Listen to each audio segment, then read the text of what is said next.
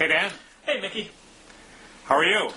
I'm doing well. And wait, let me look behind me. Oh, goodness! I have copies of my book that are coming. That it's coming out next week. What's it on? Congratulations. Thank you, Mickey, and I'm glad you asked. It is on U.S. trade policy that the Council on Foreign Relations commissioned me to write. Basically, it's the conceit is that it's a memo to the President saying, Mr. President, your trade policy is in shambles. What are you going to do? Here are two options, one of which is a free trade policy, one of which is a fair trade policy. And some of this will actually probably be coming up when we get to a discussion on income inequality a little later. But anyway, so that's going on. And at the same time, I'm still a little depressed because, as you posted earlier this week, Mickey, if a Sunday morning talk show hasn't called you by now, they're never going to call you. And I didn't get any calls, so I'm a little down about that. So it's really kind of mixed emotions. You're down. I'm totally down. I mean, Fox used to call me for like the Saturday morning armpit slot when absolutely nobody was watching, and they needed a self-hating Democrat who they could, half the time would bash the Democratic candidate. Right. Yeah. And they don't even do that anymore. So. And apparently there's absolutely no business. I mean, the problem is that the market for self-loathing Republicans is too large at this point. Bruce Bartlett, Richard Viguerie, they can all, No, it's like hundreds of illegal immigrants have poured into that market. They can't get a job. That's an excellent point. I hadn't thought about it. But, yes, there are a lot of, and there are not that many self-hating Democrats these days. So you would think, but that even Fox would call. But I've fallen off the bottom rung of the ladder, which is a very bad feeling. Do you think they're jealous of the Bloggingheads TV? It is odd. Bloggingheads TV does not seem to be the launching pad to stardom that I had anticipated. And I had thought, that Matt Iglesias and me and Bob would suddenly be in demand from the actual networks, if not the cable networks. But that doesn't seem to have happened. But I'm sure once Michael Klein is overthrown in a violent coup, there will be a change of regime. Jonathan Klein. Once he's violently overthrown in a regime change, then I'm sure CNN will come to its senses. Well, that's days away. So, so there's some hope. But also, I think Blogging Heads is sort of a it's a guilty pleasure for these people. They don't want to admit that they watch it, but we know they do. Sort of like the way academics view blogs more generally. I would tend to agree. But that may be I may be rationalizing there. So what's up first? I guess Hezbollah, I believe. Okay. Which is to say that now that at least the major combat phase of the Lebanon war has ended, the general perception at the end was, well, Hezbollah is still standing, therefore they win. However, in recent days, among others, the leader of Hezbollah, Hanan Nasrallah, has basically come out and said in an interview, if we had known that Israel would respond the way it did when we kidnapped two soldiers, we would not have kidnapped them. And that's been interpreted as something of an admission of defeat. Well, I don't see why that is. Why isn't he saying, if I had known that this would provoke this war in which we would win this tremendous victory, I still wouldn't have started it because, we didn't want to win this tremendous victory right now. It's true that might be one way of looking at it, that politically, Nasrallah is just acting in a tactical manner. On the other hand, Hezbollah is doing other things that suggest that they're at least perhaps chastened by what happened. Among other things, they're pulling out outposts from a disputed parcel of territory between Israel, Lebanon, and Syria. And that parcel of territory, which I'm going to mangle the name, I believe it's called the Shabbat Farms, right. Was initially the motivation for Hezbollah's reason for existence, which was the claim that Israel had inappropriately annexed it. Israel's position seems to be that it's actually Syria's property.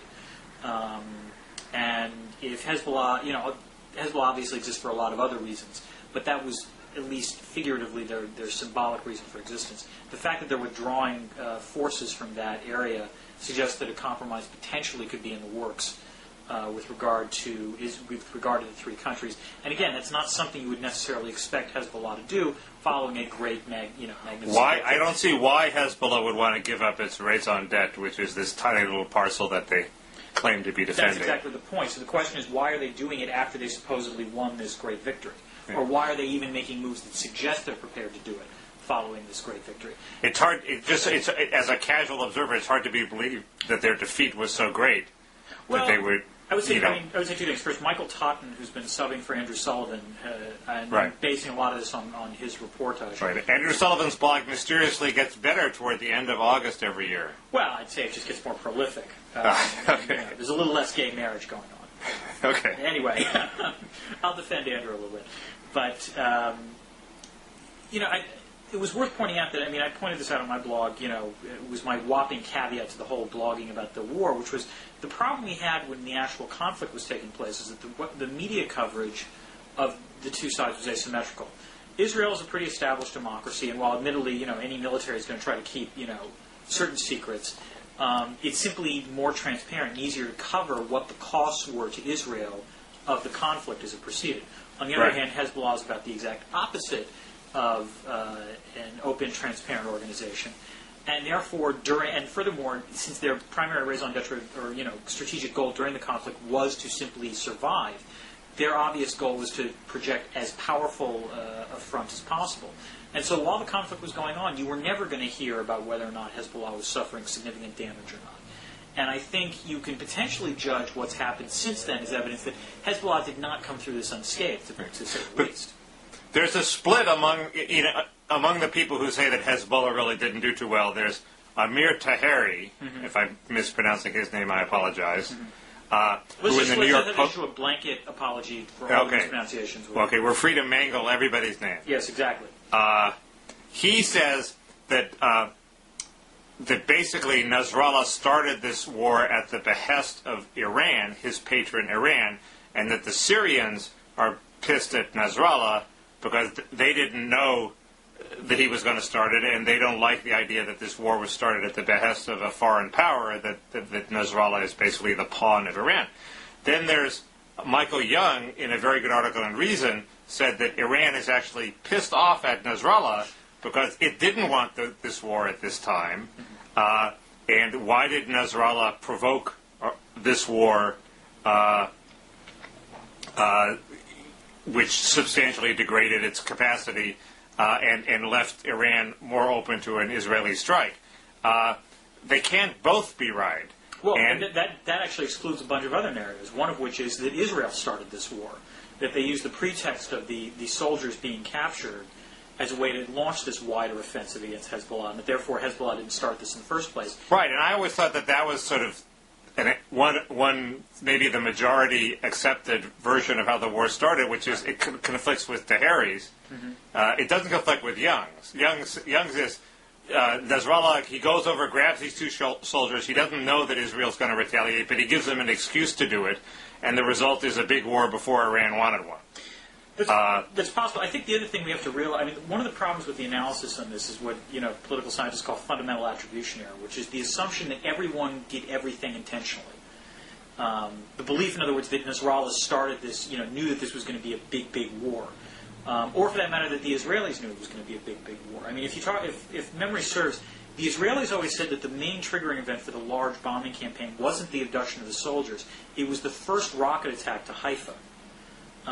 Because that clued the Israeli military into the fact that Hezbollah actually had missiles that were capable of hitting Haifa.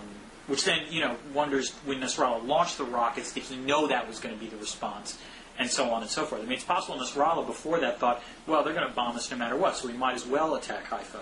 Whereas if he had full information, he would have realized, oh, wait, if we don't launch those attacks, we could actually, this could be kept contained. I went back, because I wanted to figure out when did they launched the first missiles. As far as I can see, there were missiles launched as part of their initial attack to grab these two soldiers. Yeah, Hezbollah's initial attack. Right, but not against Haifa. In other words, right, yeah. But I think Israel had a pretty substantial campaign after that before the missiles landed on Haifa. That's possibly true. I mean, I think we're at the stage, frankly, where we're not really going to know why people were doing it. But my point simply is that it's possible that the war wound up becoming as large as it was, not necessarily through any one person's intentional actions. In other words, neither Israel nor nor Hezbollah actually intended the war to get as big as it did. Right, but it is and this sort of segues into our next topic. It is interesting whether Nasrallah was acting as the cat's paw of Iran, and it's also interesting whether he did it for pragmatic reasons. Let's assume that he knew he was at least taking the risk of starting some big war. Right, that's fair. For internal Lebanese politics, to solidify his position as a state within a state, or to please Iran. Those are both sort of temporal, sort of, let's call them sort of rational positions. Right, and not or whether he was motivated by what Shelby Steele and Sharon Begley write about, which is some sort of sacred hatred of Israel. Basically, he wants to wipe it off the face of the map, and it's a non-rational principle that he just wants to get rid of it. And it's actually, it is be sort of encouraging in a way if it was a rational principle, if he was really just obeying his patrons in Iran, or he was just trying to solidify his position in Lebanon, because it means he could be bought off with all the standard techniques we use to buy off rational actors. Mm-hmm. Begley's point is that if it's a sacred principle, you can't buy him off, and that's one of the reasons the Middle East is so complicated. Right. And this was an op-ed in the Wall Street Journal. And right. Begley also, he was not completely, or is it he or she? I don't actually. It's a she. She used to be the star health writer, science writer at Newsweek. Then she defected to the Wall Street Journal. So these were both articles in the Wall Street Journal. There was a Shelby Steele op-ed and a Sharon Begley column. But go ahead. But Begley was not completely pessimistic, pointing out, actually quoting the social scientist, that she, it was the basis of the article, that in fact it is possible, at least according to her, to trade off sacred beliefs. I'm a little bit skeptical about that. But the idea is that, in some ways this almost goes back to the Frank Fukuyama end of history argument about the struggle for recognition, that what's really going on, that individuals aren't just trying to maximize material gains, but they're also trying to, maximize the idea of, their own sort of recognition or esteem. And that certainly plays a large part in the Middle East. It seems to me that's what it collapses to. I mean, Steele has this interesting opposition where he says these aren't standard left-wing anti-imperialists who claim they're oppressed in material terms by the colonialist powers. They have this sacred hatred of Israel. Begley says they're not, standard rational materialists who could be bought off. They have these sacred principles. But if they are such sacred principles, as you point out, why can you trade one for the other? In other words, if you think Israel is an abomination in the Arab world and an excrescence, why would you, if the Israeli state agreed to give up part of its claim to Jerusalem, why would you say, we'll trade your sacred principle for our sacred principle? I didn't quite understand that, unless it's really all about respect and not about the sacred principles. Right. In other words, if it's a case of Israel actually somehow affords their sacred principle by saying, yes, we recognize there is some claim you have to East Jerusalem, and then, of course, that can be matched by a claim by Hamas that, yes, Israel probably should exist, or Israel can exist. We recognize that there is an entity called Israel, and we will not try to wipe it off the map. The problem I have with part of this is that it overlooks the fact that there's actually a fairly large majority of Israelis and Palestinians that, while don't necessarily have any love for the other side, do recognize the other side's right to exist and would actually, be reasonably close on a compromise, solution in terms of divisions of territory and rights and so on and so forth. Now, there are certain, groups in both Israel and in Palestine that are implacably opposed to that, and those are the groups that, both Begley and Steele are talking about. And so part of the problem I've got with this is the sort of flattening or the simplification that whatever extremist groups believe, that must be what the mass of Arab society or even the mass of Israeli society believes. No, but if you want peace in an age where weapons are becoming more and more accessible to fringe groups, this is the problem I have with Bob's scheme all the time. Yeah. You have to placate the fringe groups. No, and that's the interesting question. The question is, how do you placate the fringe groups? And I would let me put it this way: the political scientists I would talk about here, Jim Fearon and David Layton, make the case that if in this sort of situation, what's got to happen is that you've got to have the majorities within those populations self-enforcing. In other words, the way to deal with the extremists is not to have the extremists on the other side constraining him, is to have all the moderates constraining him. The problem is that's incredibly tricky to do if you consider the case of Hezbollah in Lebanon, the extremists are armed and everyone else isn't. Right, and it hasn't happened on the in Palestine either, really. Yeah. No, Although there's some argument that Abbas was about to cut a deal with Hamas before this whole thing started. Right, or you could go back to 2000 when Arafat could have agreed to the Taif to the peace accords that Clinton proposed. So again, it's a tricky. I'm never satisfied with any of the explanations in the Middle East, I guess would be the way to put it. But I would say this: it's possible that what Begley and what Steele are arguing are both possible. In other words, the moment you decide that these actors aren't rational, it's perfectly acceptable for them to have mutually contradictory beliefs within their own belief system. That's a very good point. Yeah. I guess I have the sort of NBA playoffs view of it, which is it's always all about respect. That was all about the fouls then, but yes, no, that's They always say they're playing for respect now. Yes, exactly. And most of the time, when you talk about human affairs, it always comes down to some sort of respect and dignity. Yes. Which means that, as Begley points out, symbolic concessions from Israel, apologies, giving up, things that are very important to them, like parts of Jerusalem that they really don't want to give up, are very, very important, even if they're completely unimportant in material or land terms. Well, this gets to one interesting cultural difference you could argue, because you're correct. In the Middle East, the offering of bribes or some sort of side payment to to grease the wheels could potentially be seen as offensive. Although I would point out, in fairness, that massive side payments have been issued to, let's say, Egypt since the Camp David Accords were signed in '79, and that actually did grease the wheels for eliminating that conflict. So I'm not sure it's perfectly consistent. On the other hand, you can argue in Western society that, in fact, the offering of bribes, it's the size of the bribe that indicates, the respect you should offer.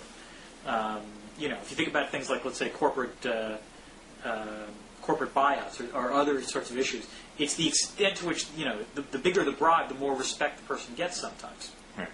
And then there's the Kinsley point, which is the more insincere the apology, the more respectful it is. if it's completely insincere, then you're just purely groveling at the other person's power. Yeah. But I don't think that applies to the Middle East. Taheri argues that Nasrallah is facing this problem with this $12,000 checks he's handing out in southern Lebanon as reparations.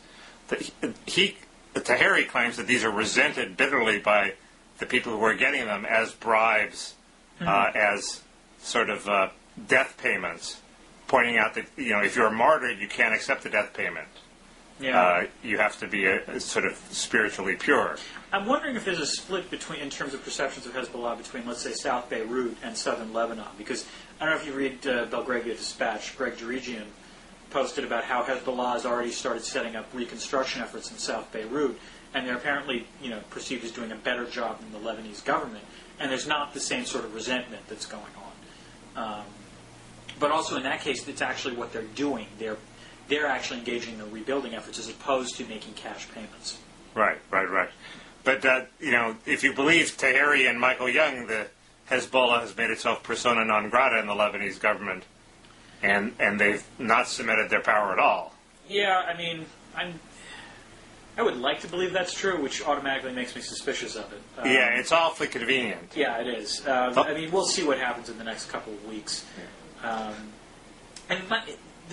I think my closing thought on Hezbollah, on how Hezbollah stands after the war, is that in some ways what's happened is almost the perfect mirror opposite of what happened during the Tet Offensive in 1968.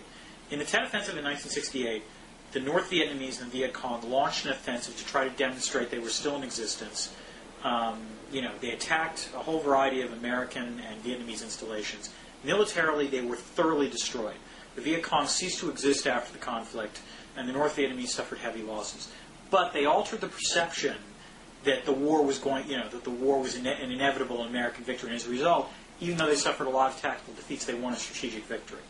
Right. In the case of Hezbollah and Israel launched a large-scale campaign with the idea of wiping Hezbollah off the face of the earth, and in the process put at stake it's sort of the myth of Israeli military superiority.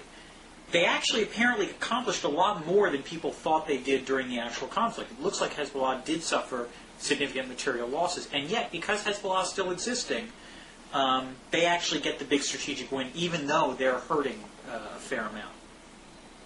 And how is that different from Tet? It sounds...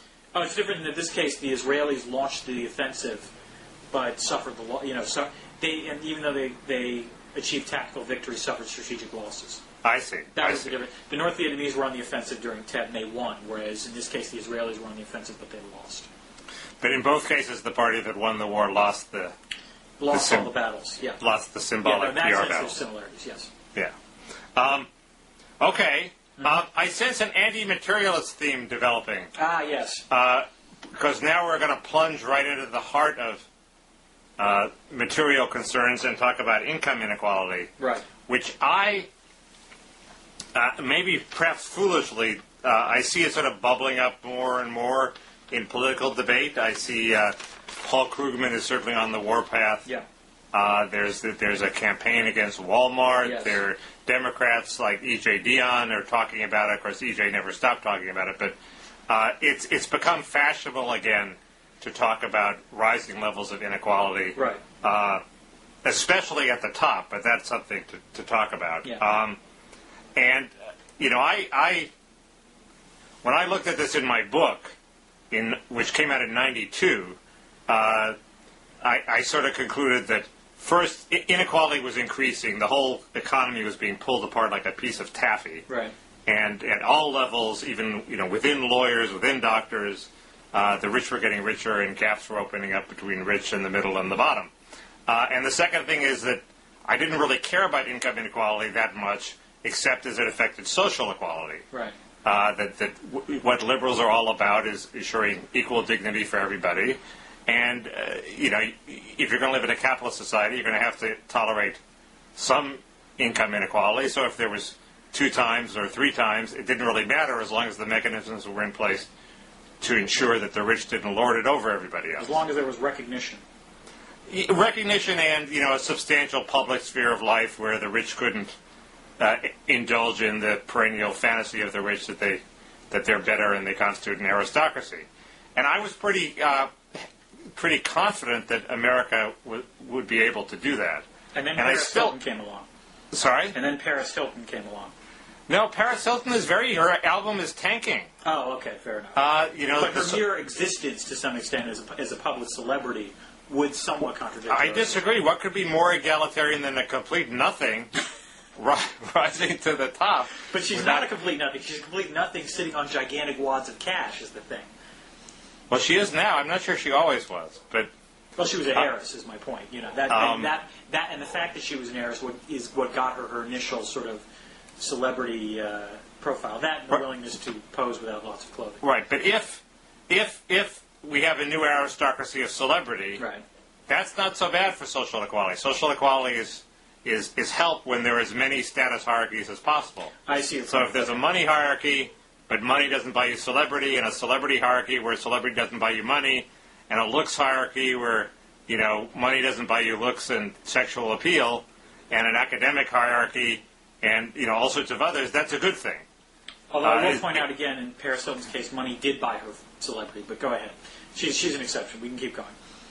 No, that's a good point, but think of all the people who had money who tried to go that route who didn't make it. That's true. Okay. So it's not a guarantee. Okay. I'm trying desperately to come up with somebody who's famous, who didn't start with a lot of money. Gabor. Sarah Jessica Parker. Okay. Well, she has talent. Well, that's my point. But that proves your point. Is that even though she rose to the top as she should have because she had talent as opposed to lots of money. Yeah, but the hierarchy we're postulating is celebrity without either talent or money. Oh, okay, that's true. And I think Zsa Zsa Gabor may come... Or Charo, maybe. Yeah, okay. Come as close as possible. I'm sure there are people. Yes. I bet David Hasselhoff did not have a lot of money when he started. There you go. There you go. Okay. But,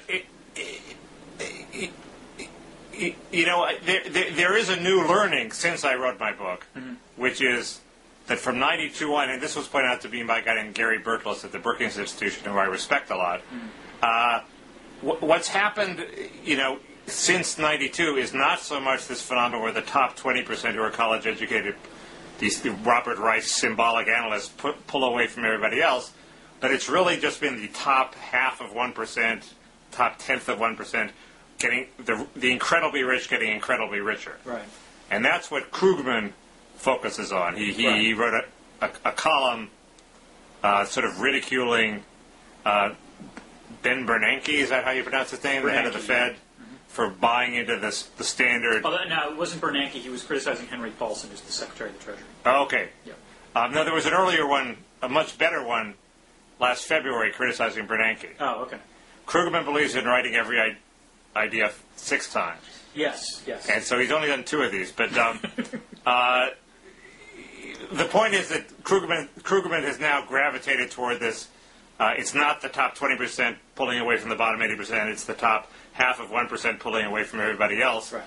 And somehow he thinks this means that the government is better able to stop it.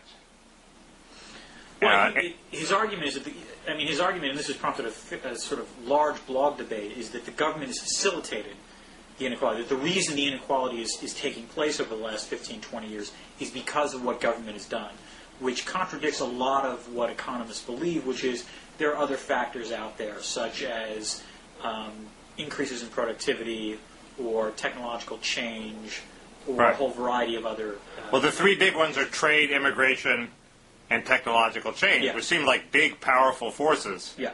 And as Brad DeLong, who's normally an ally of Krugman, wrote, he didn't, in his blog, he didn't see how the government action that Krugman talks about could account for the huge changes in pre-tax income inequality, not after-tax. Pre-tax is the important thing here, because post-tax, everyone will acknowledge government play a role. It's pre-tax. Right, but pre-tax income inequality,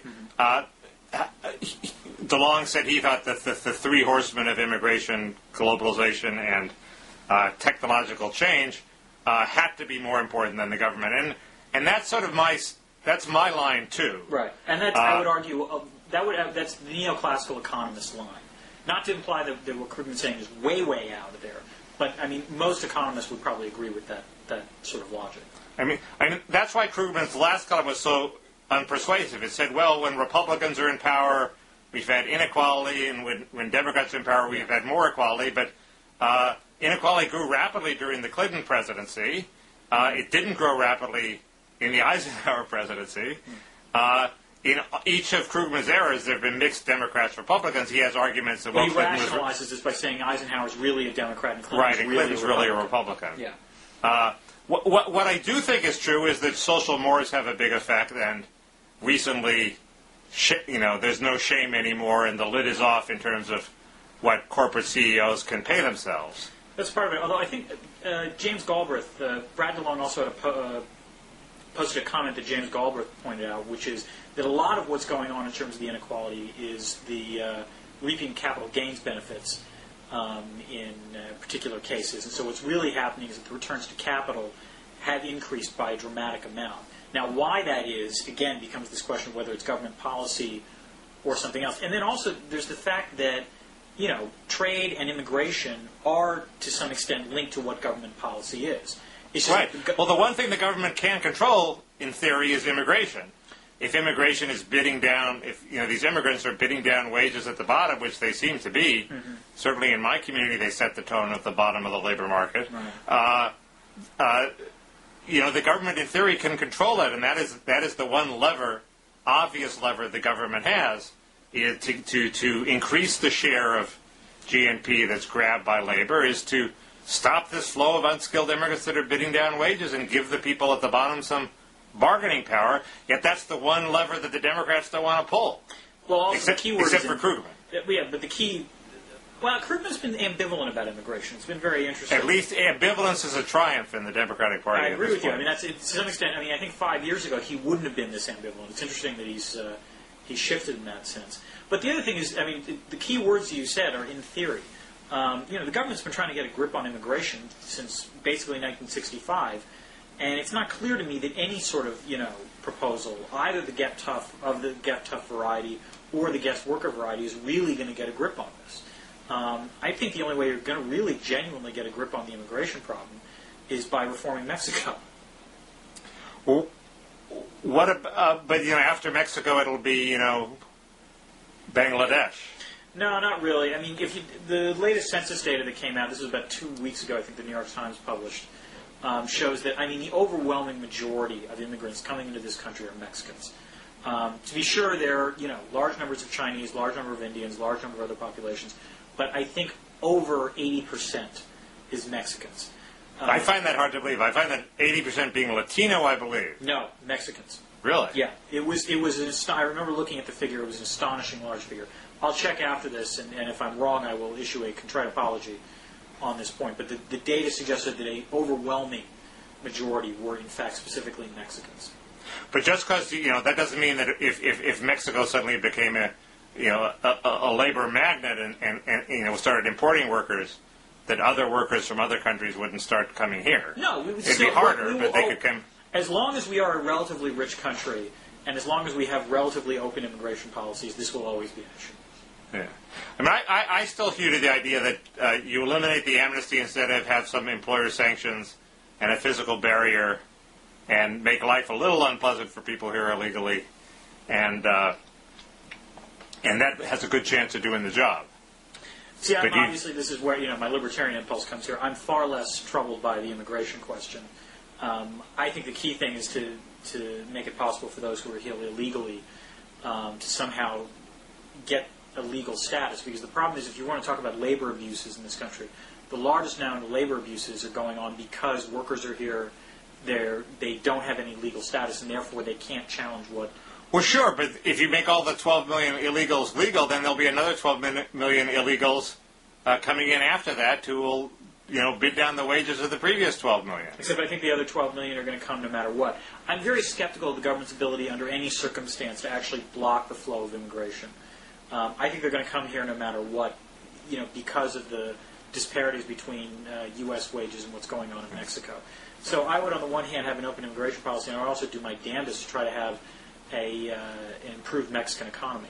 But, that's my pie in the sky solution. I recognize that's not a politically viable one. It sounds like we have to wait for the Bangladeshi economy to revive, not for the Mexican economy to revive. Well, as I said, I don't think immigration from any other country will be as serious a problem as from Mexico.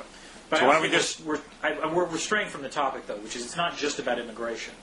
Right, but the key question in all these attacks, criticisms of inequality is what could the government do to make it any different, or are there impersonal economic forces that the government has no control over?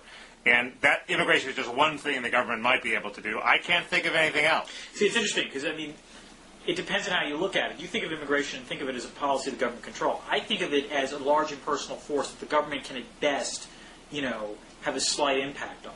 Well, you could be right, but then aren't we shouldn't the council be total despair in terms of, is the government ever going to turn around the inequality trend? Well, this gets to the question of how you define inequality. What are we talking about when we talk about inequality? Right. This is something that the blog debate has churned up, which is, are we talking about pre-tax hourly wages on average? Are we talking about pre-tax income yearly? Are we talking about opportunities for education, or so on and so forth? And it's also a question of how do you measure real wages. Virginia Postrel had a great column in Forbes suggesting that, in fact, the way in which the government's measuring real wages is lousy because it doesn't take into account things like the income gains from shopping at a Wal-Mart. The other thing that I think is fascinating about this, to talk about the Wal-Mart thing for a second, is that the Wal-Mart issue actually, I think, exposes how the different parties view what matters in terms of the economy, which is Democrats that are attacking Wal-Mart are looking at Wal-Mart as important because it employs lots and lots of people. And how it treats its employees is the signal way in which Wal-Mart matters for the economy. And because Wal-Mart is anti-union, and because they don't pay terribly well, and because, although they're not really different from any other corporation in this way, they in part have their employee base rely on federal health care, they're seen as pernicious and bad. Whereas, Republican perspective is, Walmart matters not so much as an employer, but as a mechanism to provide very cheap consumer goods. And that greatly benefits a large number of Americans. Well, that's not just the Republican view. That's also the view of Jason Furman. Right, that's also the view of Jason Furman. Very likely to be a chief economic advisor to whatever Democrat goes into the White House. Well, except one who bashes Walmart, I would imagine.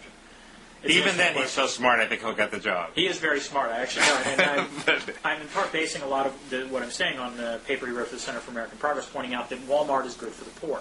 But it's a larger issue, which is I think Democrats tend to look at large corporations and think of them as employers, whereas economists, and this includes a lot of Republicans and some Democrats as well, tend to look at firms in terms of how they affect prices of goods.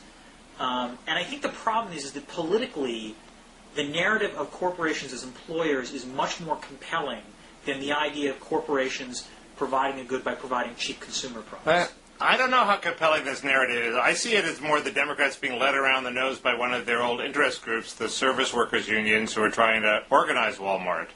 And, it's a classic case of them being led into a campaign that it's not clear that it pays off. I mean, people really like Walmart. It's a great store. Yeah. And B, it makes no sense. If it was such a lousy job, nobody would go to work there.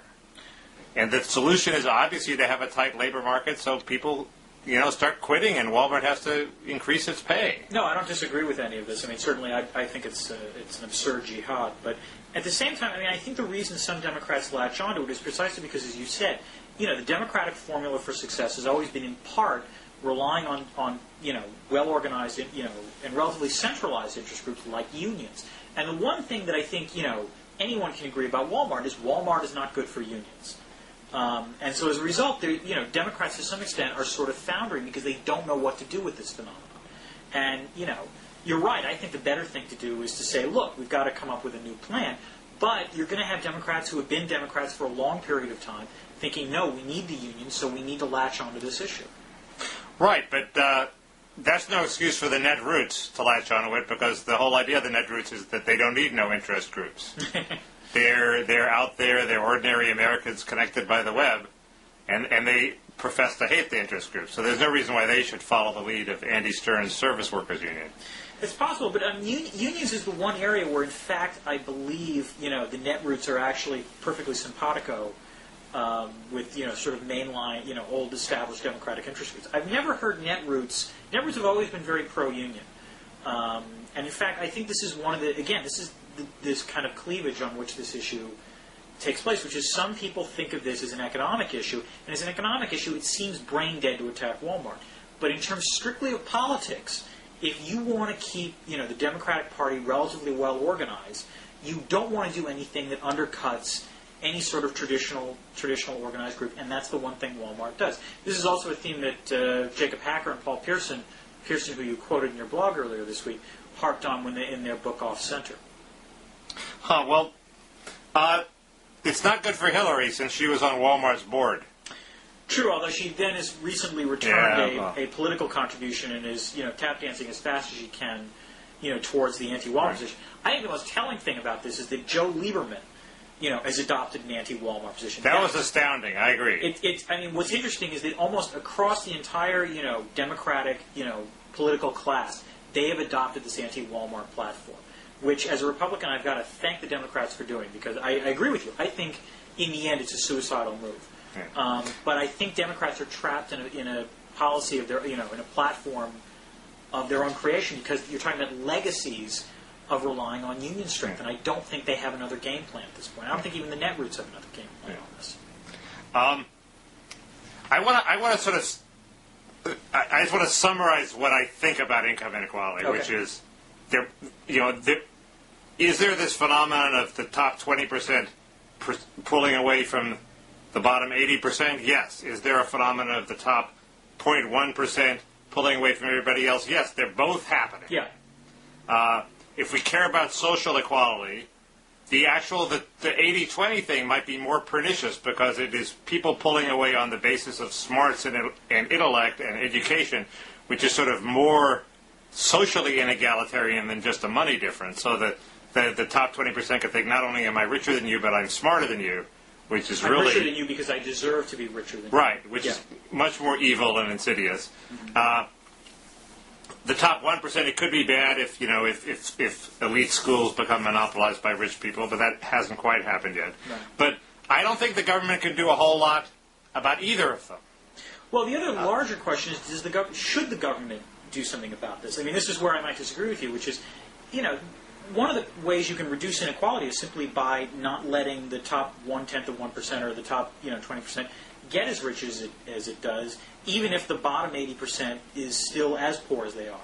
Well, and as someone trained in economics, I find that completely illogical. If you assume that the way Fortune 500 CEOs are paid is irrational, right, which certainly seems to be the case, if the government could make it more rational, then it could reduce inequality at the top without any cost in economic growth. But those aren't the only rich people. There's also some guy who has a hit DVD. It's sold around the world, and he gets $100 million. Right. There's Tom Cruise. He's worth $100 million. So what are you going to do about him? Well, obviously, we're not going to let him make any more movies at Paramount. Sumner Redstone's taken the strongest, pro-equality stand of anybody, Thank God for Hollywood and their pro-egalitarian views. Yeah. They're the last bastion of that. He's succeeded where the Democrats have failed. I would simply point out the following. It's worth remembering that compared to, let's say, the 1920s, it is a more egalitarian society now in the following sense. The richest 1% in the 1920s were generally there because of inherited wealth. That is, the majority of the income that they earned was due to capital that they had basically accrued from inheritance. The richest 1% now are rich in part because of their labor. It's because you have the situation now where the richest 1% are actually working harder than a lot of other people. So it's not clear to me that that's necessarily a bad thing. Although I do sense that there is living on the west side of LA, there's a whole lot of inherited wealth around. A friend of mine has a game she plays with her son where they try to figure out how these people make their money. And at some point the son says, "Mom, it's the grandpa again, isn't it?" And certainly if we got rid of the estate tax, I think pretty quickly you'd start to see more of that. I am against getting rid of the estate tax for that reason. Potentially, although again, you've got to be careful about whether or not tax policy will actually achieve what you think it's going to. For example, Megan McArdle at Asymmetrical Information had a great post pointing out that the corporate income tax, which a lot of people generally assume would be you want a higher corporate income tax, it would be a pro-egalitarian move. It turns out that the bulk of the corporate income tax is actually paid by the middle class. I thought they could never figure out who paid the corporate income tax. Well, no, this was a paper that Megan was quoting an academic paper that actually tried to get at this question. And it turned out that a large portion of it was, in fact, middle class, the middle class in part through, I think, things like pension funds. Right. I had one more point to make. Okay. Yes, the most important thing is for keeping us a social egalitarian country is rich people still try to pretend they're ordinary people. In other words, what do my really rich friends on the west side of LA try to do? They go to plays, they go to rap concerts, they go to things where they pretend that they're just like anybody else, like middle class people who live in Torrance. Mm-hmm. There's not the sense of showing off how you're superior that's really taken hold among the rich. When that happens, then we're in deep trouble. But it hasn't happened yet, and I think the culture is pretty strongly driving in that direction. If you look at Mark Cuban, he runs around, he just wants to get laid like anybody else. Yeah, and he just wants attention. I mean, that's right. Yeah, that would be potentially fair. I mean, the other thing, my take-home point on this is that I think two things. The first is that this debate about inequality between the middle class and the upper 1% does overlook another more interesting phenomenon, which is that actually you can argue the lower classes have benefited a fair amount in recent years. That it's not so much that, compared to the middle class, and whether or not that's something that we would actually think is a good thing, potentially. And the reason the lower classes are benefiting are things like Wal-Mart, the fact that sort of basic staple goods are becoming much and much cheaper to get. And then also this gets to the pre-tax, post-tax thing. The earned income tax credit has been a remarkable boon to the working class and the poor. But the main thing that helped was the tight labor market of the second half of the Clinton presidency. There's no doubt that was part of it. And obviously, I mean, one would presumably want a tight labor market no matter what. And that gets to interesting questions. All right, I've got 3 points. That was one. The second thing is that part of the problem I think we've got on this, and this gets to a larger question, is it's getting increasingly difficult to measure how well the economy is doing in using conventional statistics. For example, by the unemployment rate, this should be a relatively tight labor market. And yet, in terms of employment, as a fraction of the population, it looks looser than it should. And this, gets at issues that suggest that, our conventional ways of measuring economic income are becoming more and more confused. That what we thought was a stable way of measuring it is increasingly difficult. And that, therefore, would potentially explain why there's so much debate about this topic. That the statistics that everyone used to accept as given are no longer necessarily valid. Right. And then the third... sorry, go ahead. I agree with that. Yeah. And then the third thing, and this is just something I'm relatively pleased about, is that a lot of the blog debate that's gone on about this, in comparison to most other blog topics that we've had, has been remarkably civil. You've got economists on the Democratic side, Brad DeLong, Mark Toma, and the non-economists like Matthew Iglesias, and then you've got Republican economists as well, Andrew Samwick and Greg Mankiw. And what's going on is a relatively large civil conversation. Right. There's disagreement, to be sure, but it's not disagreement of well, DeLong is just a hack, Krugman's just a hack, Well, Mankew's... Krugman is doing his best to make it uncivil and ad hominem as usual. Well, he always picks somebody to attack and then says that person is wrong. But I agree that even he can't make it as uncivil as his arguments usually are. Yeah. And I mean, I think part of what's going on here is that, almost everyone who's engaged in this debate, not everyone, but almost everyone who's engaged in this debate, are economists. And so even though they have different ideological views about what we should value and what's actually going on, they've all received at least enough training, as good social scientists to be able to at least acknowledge the other person's point of view. I guess I disagree with that. I'm not an economist. Iglesias isn't an economist. Yeah. Kevin Drum isn't an economist. That's it's true. Just that the issues are so big and baffling, and there's not one clear... It's not like the war in Iraq, where you can see what's happening and why it happened, and you can be for it or against it. A, we're not even sure what's happening, and B, nobody's sure what we would do about it, even if we were sure what was happening. I don't know. And that lends itself to modesty among honest people. Maybe, but I mean, even when we weren't completely sure what was going on in Iraq, there was a fair amount of rancor going on about the conflict. I mean, I think part of it, you're right, not everyone is an economist, but I think there's enough people, who've got that training and are writing in a certain tone that it actually it sets the discourse for everyone else, I guess would be the way to put it.